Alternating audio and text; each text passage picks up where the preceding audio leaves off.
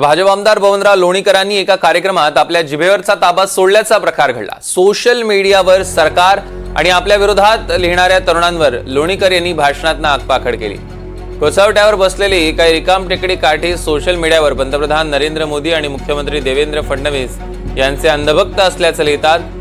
तर नरेंद्र मोदींनी तुझ्या बापाला पेरणीला 6000 रुपये दिलेत असं विधान लोणीकरांनी केलं।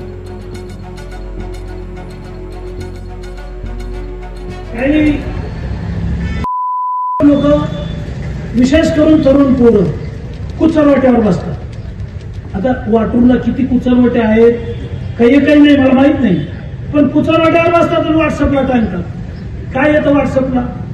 काय लफडं आहे? व्हॉट्सअप आहे, फेसबुक आहे, इंटरनेट आहे, इंस्टाग्राम आहे। अरे ते कुचरवाट्यावर बसलेले ते 5-6 काटे 10 काटे असतात। त्याच्या माईचा पगार बबनराव लोणीकरनं केला, त्याच्या बापाचं पेन्शन बबनराव लोणीकरनं केलं।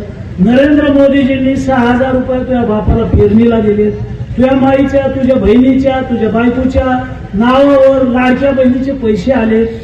तुझ्या अंगावरचे कपडे आमच्या सरकारचे, तुझ्या पायातलं बूट चप्पल आमच्यामुळं आहे, तुझ्या हातातलं ते डबडं मोबाईलचं आमच्यामुळं आहे।